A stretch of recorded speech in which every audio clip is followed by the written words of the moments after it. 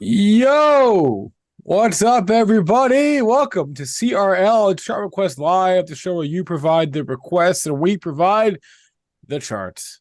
I'm Spencer Israel. That's Steve Straza. Straz, what's up? How we doing? Uh, well, I don't know. Honestly, I'll be honest with you. I'm not sure. In another life, I may have been a little panicky. I don't know how panicky should I be really. That we had this great report from Nvidia, and the last time this happened, the market ripped higher, and this time it's giving it all back. Yeah, I don't know. you know, the market is a fantastic discounting mechanism. It's true. They do a great job at it. You see it over and over and over again. And I think, what you're alluding to is, I would say Nvidia, but more so the broader tech AI trade. That's what I'm referring to. The gas is really coming out of these stocks today. Some big, ugly red candles. We'll talk about some of them. We can do a little trip around tech if you want in a minute here, kind of illustrate what we're talking about. But all it means to me is that it's all baked in the cake, right? All this good news. This was the greatest earnings report ever, arguably. Oh, second. The best one I've ever heard, except for last quarter's. Yeah. Right? The numbers are astronomical. No one knows how big the total addressable market. They say $1 trillion. No one knows exactly how big it is, right? So the stock is probably going higher over the long run, but the path it takes to get there is anyone's best guess. And we're seeing that today. The air is coming out of Nvidia. The air is coming out of tech more broadly. And what that tells you is that, boy, oh boy, oh boy, despite amazing news, just a great report, these stocks still can't go up. It begs the question of, what do they have to do, right? Do they have to invent the new internet, the next AI? Maybe the awesome performance that's coming in Nvidia's future is already baked in. Maybe Michael in the chat is saying it's all Fed commentary. It could be that too. Who's to say? No, it's not that. Let's just be honest about it. It's not that. It's not. The market is moving on Nvidia today. I understand the Fed has a thing going on. Fed's got a thing, yeah. They're still saying, what's interesting about the Fed, they're not budging, right? The Fed is banking on this breakout in the 10-year and the 30-year earlier this week being the failed breakout that it so far looks like. What I mean by that? I mean, they are showing absolutely no indication at all. In fact, Harker was out today basically saying, I think that's it. I think we did enough, right, for inflation. So that's the new narrative from the Fed. That's also the way that Fed fund futures are understanding things, right? And then yesterday there was someone saying, I think we're done. I forget who it was. Which is very different from, I'm sure you remember last year, Spencer, right? The Fed's whole tone, this whole bull market has been, or bear market of last year into the bull market of this year has been, no, we're going to keep going. We're going to keep going. Oh, banks are blowing up. We're going to keep breaking things. Now very different, So, yeah. All right. Whatever. Is this a failed move and we move lower from here in rates? Maybe. I think if that is going to be the case, though, tech stocks should be excited about it. Today, let's just look at some of these candles real quick. So this is the price action we're talking about. After the greatest tech earnings report, right? If Nvidia is the poster child for this new internet, which is the AI revolution that we're hearing about, then this is the most important earnings report for tech, for growth, for the NASDAQ 100, and probably for the broader market that we're going to get. Knock the socks off the ball with this one. Absolute doozy, as Spencer would say. Literally, their sales doubled over the past 3 months. Earnings are up 5-6x year over year. The operating leverage this company has is incredible. They're like a cash cow now. We've seen this before with companies like Apple, Microsoft, Google, Facebook. But the price action, no bueno, been moving lower all day. This is large cap technology. Let's look at something like semiconductors quick. Big red sticks. Here is software, right? So it's not just semiconductors. It's really... I think if you want to if you want to look at today's price action and stick your uh whatever it is, stick your arrow in the ground and say that's it. This is awful. Can't hold these gains. I'm selling. Okay, you have a right to do that. I could understand why somebody would react to today in the way and just all right, that's it. Bear bull market. It's fun while it lasted. I'm not ready to go that far. No, I But I think that's crazy talk. but look, It's it's really ugly price action, but it's one day. I mean, this yeah. is what we call a bearish engulfing pattern, right? And it's when we establish a new range to the upper bounds, right? Which you see here, we opened higher than we were yesterday, and then we engulf, right? We cover that whole prior day range, right? Mm-hmm. Just this intraday sell-off. You get a big red candle, where typically for a textbook bearish engulfing, the solid part of the candle, right, not the wick here, should engulf the entire solid part of the candle or bottom Okay, candle from the prior day. This is a good point. typically a very, very bearish candlestick formation. It always requires follow through for confirmation. So that would come in the form of another down day tomorrow. But if you look at something like software, what concerns me about some of these charts, Spencer, if I could just keep rambling here for 1 minute. Just for a minute, because we have requests to get to. Yeah, but look at this. You had the base breakout, you failed. If you drop a anchored VWAP on this chart from the highs, late 2021, coming in right at this level, right, the base breakout level, you don't want to see that bearish engulfing pattern there. Maybe we get a nice leg lower back into the box for software stocks. No bueno.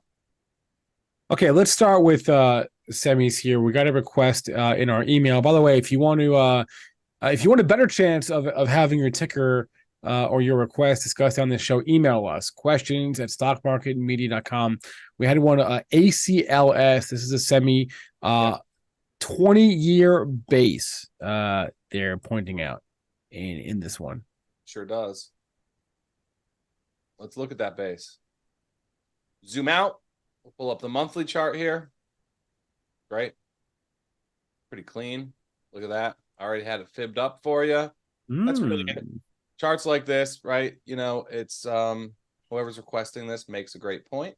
The most important of a chart like this is the fact that you got the base breakout, right? Now you expect a big markup phase to come after these monster base breakouts. That's why we like these patterns so much. We use Fibonacci to give us, logical levels and price targets. We've already hit the first one, pulling back a little bit here on this, semiconductor volatility. 165 is the first Fibonacci extension. Next level from there is about 266. So this could be a nice little buying opportunity on this little 14% sell-off that we're seeing so far this month. Yep. Okay, what about EXT? Another one with a long base. EXTR. This one has also 20-year base. I think it was requested by a different person. So we're just getting 20-year bases today, apparently. I love seeing that. You know why? I could tell that the two people requesting these charts pay attention to the stuff that we're writing and read our stuff, right? They start our best viewers and clients. They tend to get used to the patterns that we talk about. And we'll get great emails, with stuff like this. Yeah. This is another one. I guess this is probably telecommunications stock. I'm assuming so. Yeah. I don't honestly know. This looks like one of those old .com bubble stories. Computer. Let's find out. Yeah, I knew it was something .com-y. Yeah, these networking companies were big. Very often you can tell by just the shape of the chart. EX. Yeah. Right, so it's some sort of networking or electrical components. So you got the base breakout. We could fib this one similar to that last chart that we were just looking at.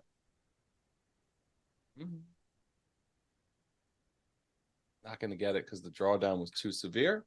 So then what you would do in that case is look for a logical level to get in with something like this. The target is really back to those all-time highs, but that's really juicy. That's like 3-4x from here. So what you would want to do is just zoom in a little bit, right? Because we already know structurally monster base, we're working up the right-hand side of it. Now it's just a matter of where do we get in? How do we get into this? So start to look at the more recent price patterns, fib those out. Maybe you get a level.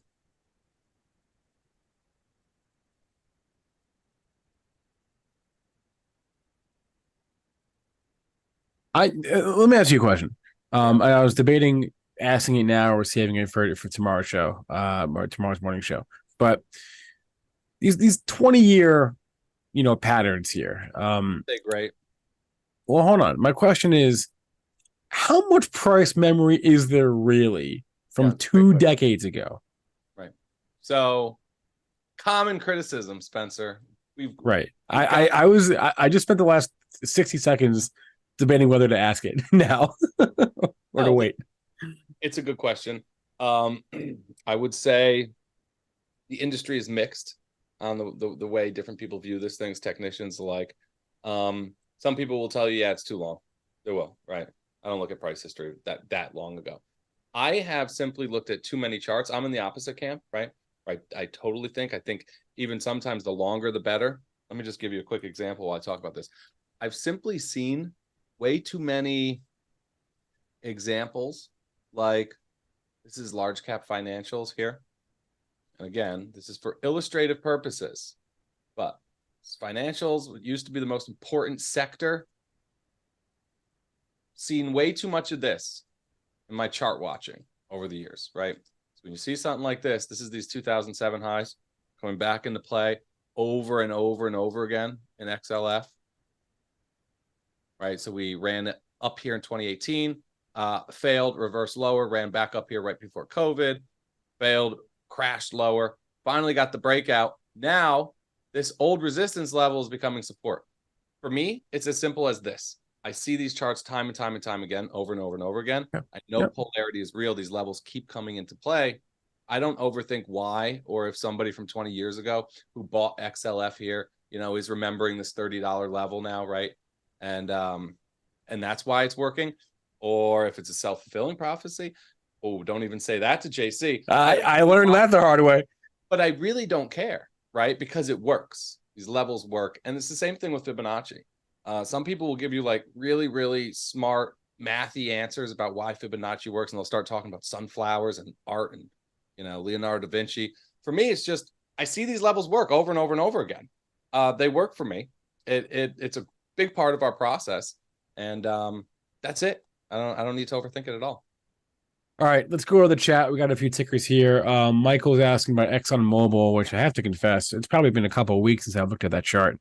There was a time there I looked at XOM every single day, and I don't know. I couldn't even tell you what it's done. I assume it's caught up a little bit, but I honestly don't even know. Speaking of levels from the past, No, hasn't really done a whole lot. here's Exxon. Okay. Really loving these monthly charts here today. So that level was 90, call it 95 all the way up until the low 100s because that was the peak back in 2014. Broke out. All of this action, all year now is just a little bit of digestion, a little bit of consolidation after a massive base breakout. And I think you want to buy against as close as possible, right, to limit your risk as much as possible against these former highs, right? And it's a range. I can't give you a perfect level. Like I said, 95 to 105. You're buying there, and we're holding above there. Base breakout is intact. Great risk reward. I like this chart. All right. It's funny. Joe asked about Chevron. It probably looks the same, honestly. If they mention time frame, you mentioned that, right? Yeah, yes. If you guys want to elaborate on the time frame or whether you're bullish or bearish, the more info, the merrier. But I'm Chevron and Exxon look identical, so it's God, look at this thing. What a mess.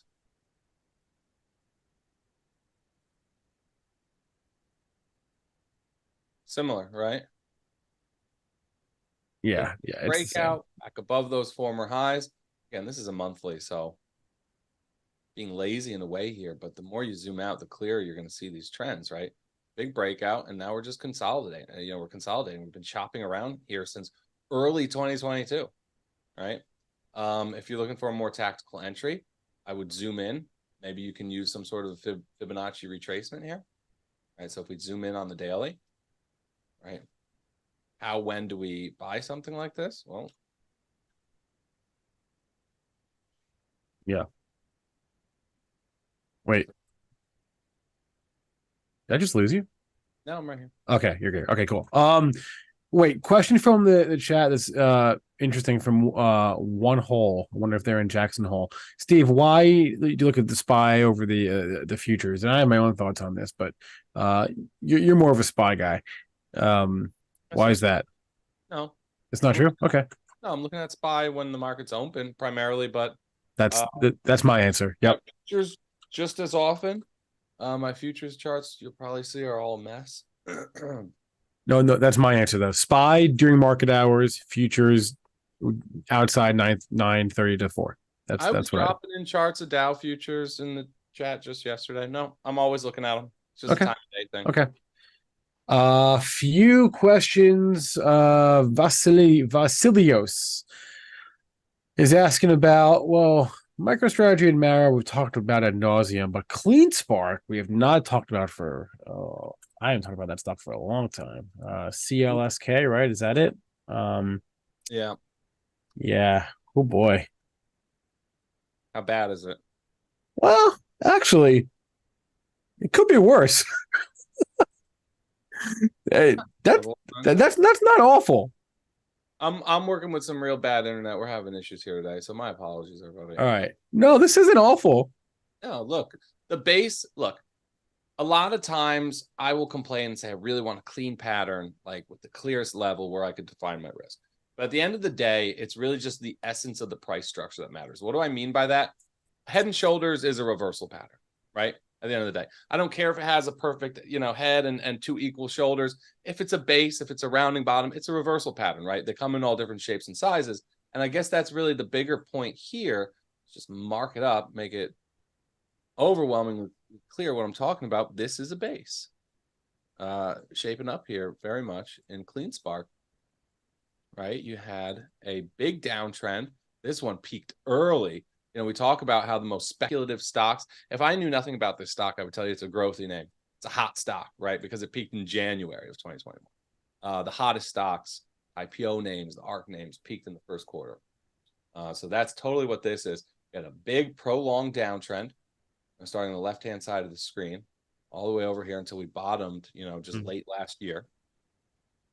Could draw some sort of a level here. You could draw it at the August highs, right? Up here. You could draw it down here at these year-to-date pivot highs from April, May, June. Either way, like I said, it's a little bit messy, but the basing pattern, the reversal pattern is here. We do have a lot of work to do, especially this near-term weakness, not good, because we ran up, put in a nice test of those August highs, right? And then failed miserably. If I were to Wing of Tech. Little failed sorry. breakout right here, Spencer. Yeah. You know what I'm saying? Yeah. More work to do. We got to get back above. I don't like seeing this fail here. Got to get back above this, 685 level. But interesting. But you're off the mat though, right? That's saying something. Wing of Tech asked about why you would draw the V-WAP at the high. I think he's referring to one of those Nvidia charts you looked at earlier. I'm not sure. But or maybe the SPY chart, probably the SPY chart, honestly. Equal weight software. I was talking about V-WAP. Okay, we'll go with this one. This example will answer his question. He's saying, why am I anchoring the VWAP? Gosh, I'm real sorry about this internet. From right here in November of 2021, this is ticker symbol XSW, Spider S&P software. Anchoring it from the November 2021 peak because those are the all-time highs. What's more important than that, right?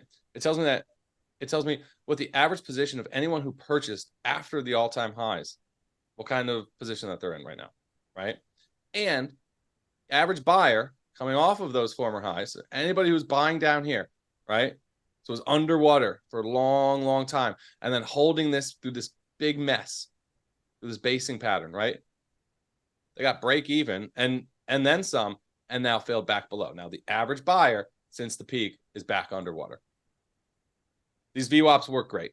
I will typically anchor from, if you want to do a little VWAP exercise, I will anchor from the peak. I will also go and anchor from the From lows. the trough, yeah. Okay. You can go in and get more tactical and use year to date peaks and troughs, right? So this is something Brian Shannon will do too. Year to date peak. He'll even use January first a lot of times because that's what a lot of institutions are using. True. Right? He will use big earnings events, right? So in something like, we would need an individual stock for this, but let's look at Nvidia. If you get a massive candle and a big move and a lot of volume, right? That's telling you that that was a day where a lot of market participants transacted in this name, right? We had a lot of buyers and sellers. So look at something like this in Nvidia, right? Massive volume, gapped up by, what was it, 25%, right? This was last earnings call. Come right in and say, wow, this was a big event, a lot of action on this day. Let's anchor from right there. So a million different ways to skin this cat.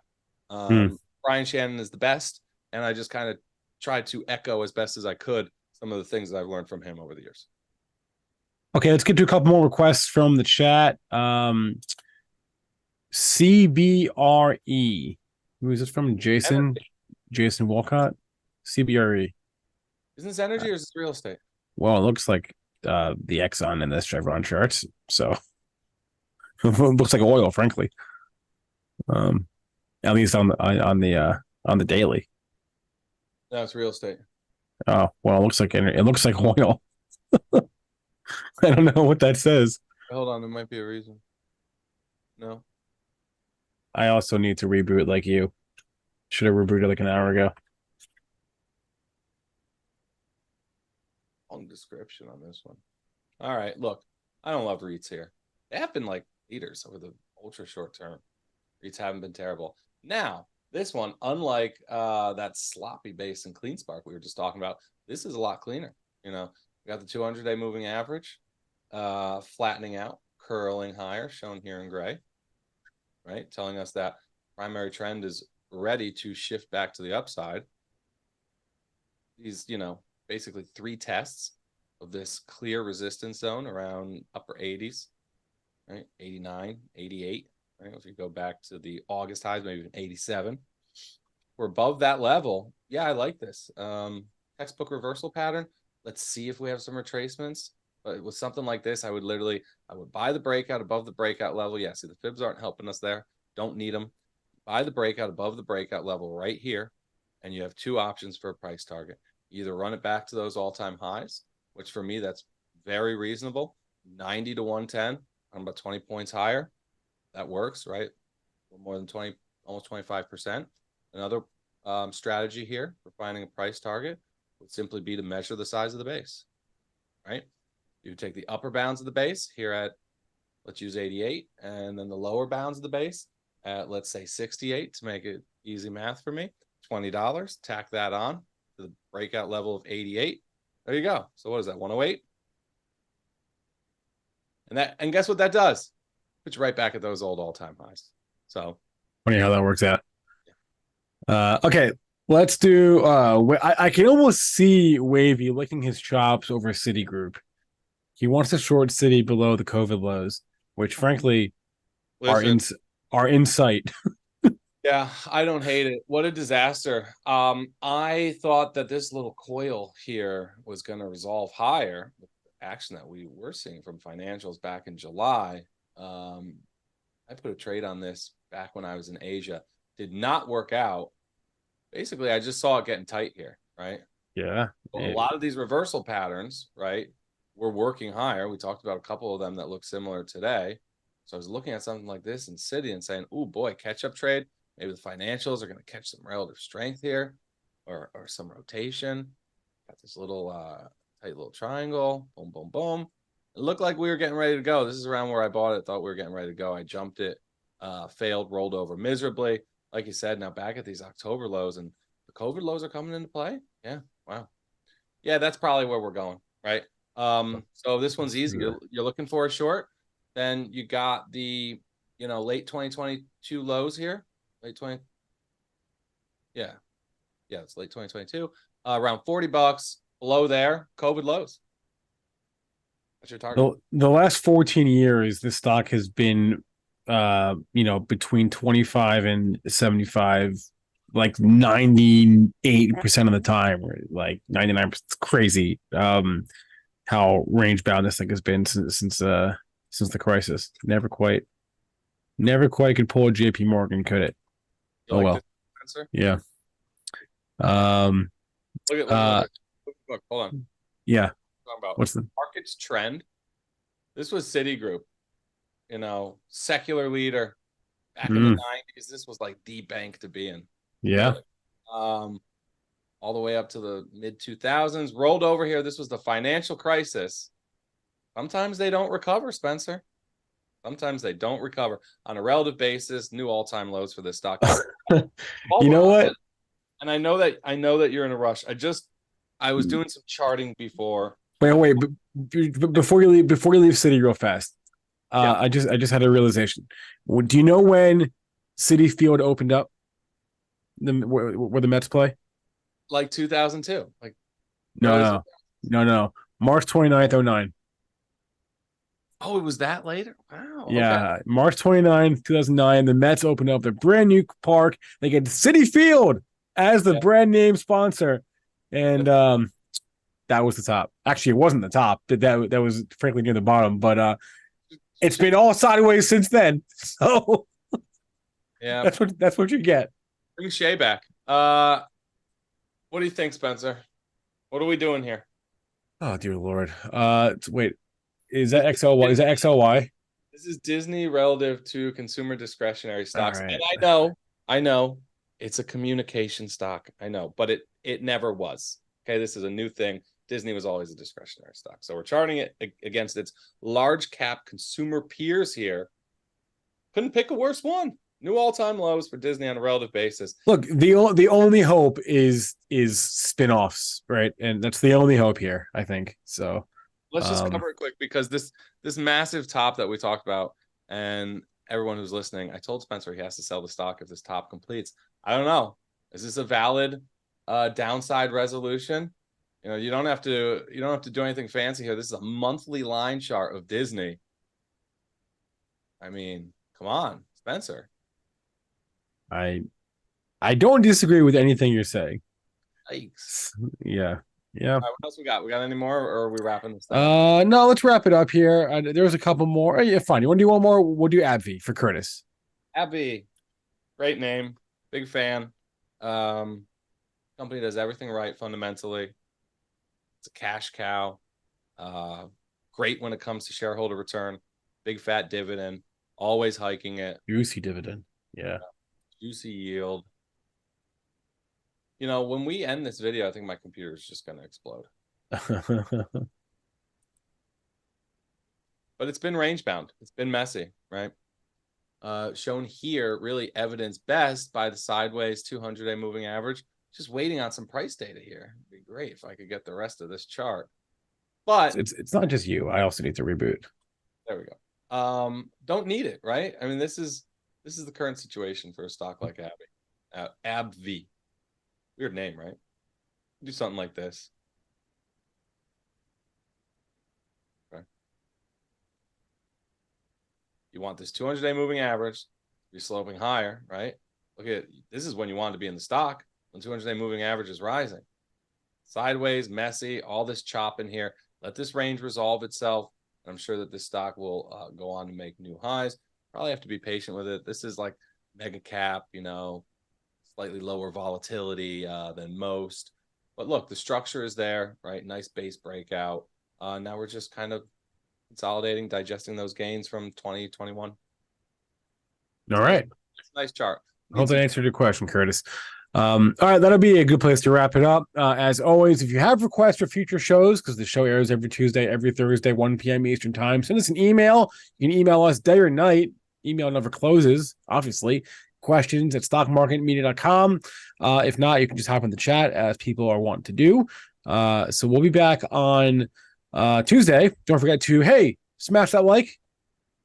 We'd appreciate that. It does help on YouTube, believe it or not. The more likes a video gets, the more likely it is for YouTube to recommend it to other viewers. So the more likes, the better. Thank you very much. Subscribe, and thank you very much, Draza.